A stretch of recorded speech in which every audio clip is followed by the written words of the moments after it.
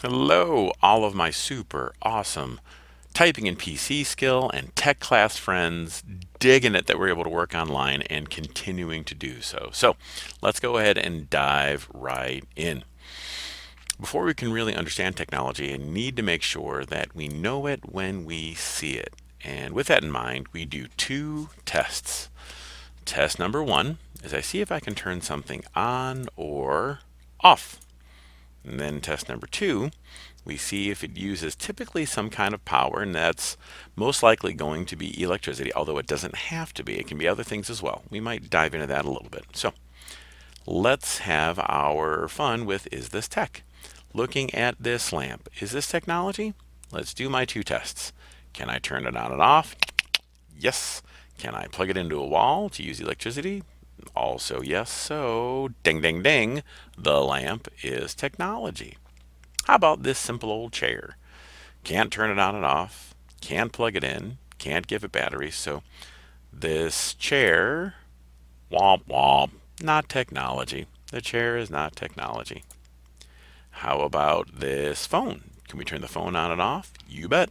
Can we plug the phone into the wall to use electricity? And does it have a battery? Yes and yes. So, ding, ding, ding, the phone is technology. How about this hair? Is that technology? Let's think about it. Can you turn your hair on and off? Nope. Should you ever plug your hair into the wall? Definitely no. Can't put batteries in it either. So the hair, womp womp, not technology. Hair is not technology. How about this shoe? So we have this probably stinky shoe. Is this shoe technology? Well, can I turn it on and off? Nope. Can I plug it in or give it some batteries? Nope and nope. So, womp womp, not technology. That shoe's not technology. Moving on. Let's think about this shoe. What do you think, guys? Maybe I'm throwing you a curveball. Shout it out to the room. Do you think this shoe is technology? Well, let's look at this part down here. Does that light up and turn on and off? It does. Can that take batteries? It probably has to. So, ding, ding, ding, that shoe is totally technology. How about this hat? Well, doing our test, we can take a hat on and off, but can we turn a hat on and off? Not this one. Can we put batteries into this hat to make it do something? Nope. So, womp womp. Not technology. That hat's not technology. Let's take a look at this hat and see if your answer might change. These parts here look like they can light up and turn off. Turning on and off, and then also taking batteries means this hat, ding, ding, ding, is technology. This yummy looking PB&J, peanut butter and jelly sandwich, can't turn it on and off, can't plug it into the wall, can't give it batteries. That's a big old womp womp, not technology. Not technology. The pretty fuchsia alarm clock, you think you guys remember from last week? Ding, ding, ding, technology. This very sleek looking helicopter can turn on and off, uses power, in this case, probably gasoline. So ding, ding, ding. That one is technology. Let's go on to some of our skills here for the class, and we are going to be mousing around. Mousing around. Mom and or dad, we need a hand from you guys. We're going to open up a browser and go to the website www.bomomo.com.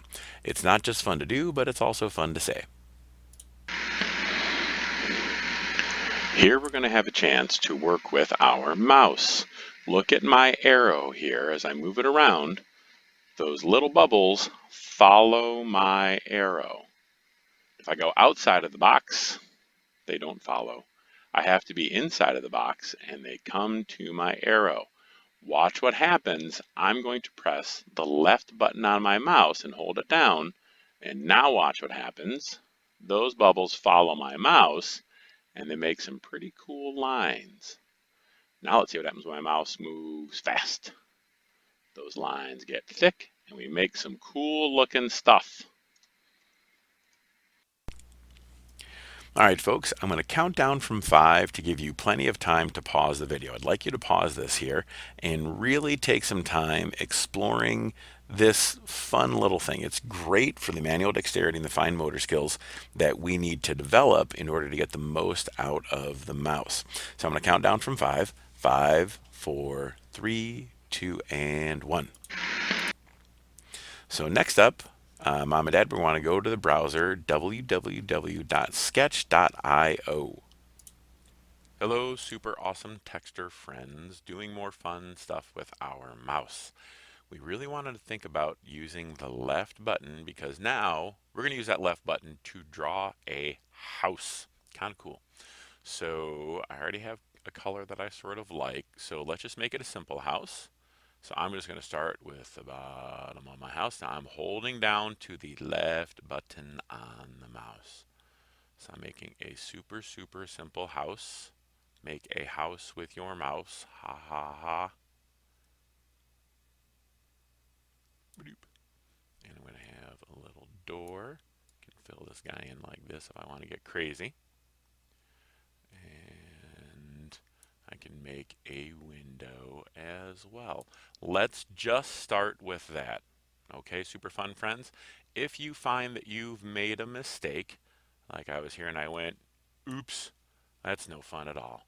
I can go here, and this is a little more advanced, so you can have your teacher help you. I'm going to click on where it says paintbrush, and there is an eraser. So I am able to erase what I do not like. So kind of a handy tool. I didn't necessarily do it in the best way, but we have a general idea how this works. So go ahead, let's use the mouse to make a house. All right, again, I'm going to count down from 5 so you have plenty of time, hopefully, to pause the video. Really take some time. This is a fantastic tool. It's very creative and it's fun, but it'll do a lot to develop the connection between your child's hand and their eyes. And that's an odd thing, and that has to be developed as we go through. So that kind of muscle memory and the neurological connection that we're making there is really important, and this is a great way to do it. So take all the time you need. So 5, 4, 3, 2, and 1, and moving forward. Our other super handy important skill is typing. Skills to pay the bills. Typing is also known as keyboarding. So look here, we have a picture of a keyboard. Every one of these buttons here is called a key. When they're all together, it is the keyboard. Getting ourselves started, my friends, let's go ahead and type the alphabet. A, B, C, D, E, F, G, H, I, J, K, banana. I always get that wrong. Hopefully you will do better than me. Look down in your keyboard and notice the letters on the keyboard are all jumbled up. You need to type them, and I think you can go ahead and have at it. I'm going to count down from 5 to give you all the time you need. This is no rush, and this is a lot of fun to explore and work with. 5, 4, 3, 2, and 1. Welcome back. Next, I would like you to type the most important thing, and that is your name. Go ahead and type your name. And I'm going to count down from 5 again to give you all the time you need, just in case you need to pause it. 5, 4, 3, 2, and 1. Next, let's work on inputting some more data, some words that we're familiar with, although we may not know how they're spelled. So here we have a sock. I want you to type S-O-C and K. As usual, I'm going to count down from 5. Some of you may not need it. Super awesome. But if you do, you have all the time we'll need. So I'm going to count down from 5. 5, 4, 3, 2, and 1. Next up, we have a light bulb. B-U-L-B. Go ahead and type that, B-U-L-B, for bulb.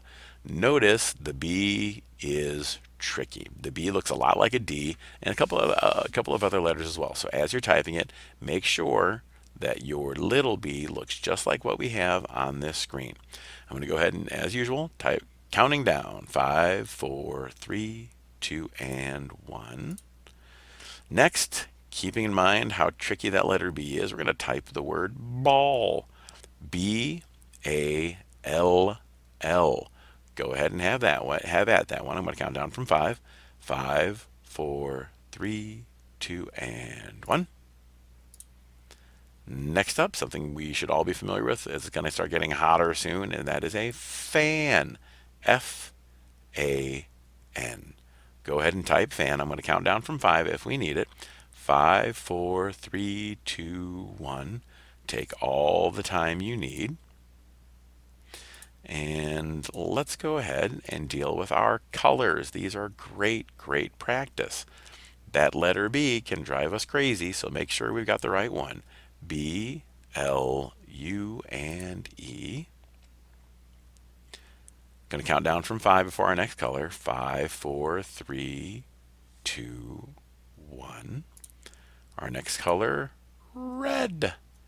R, E, D. Go ahead, find the letter red.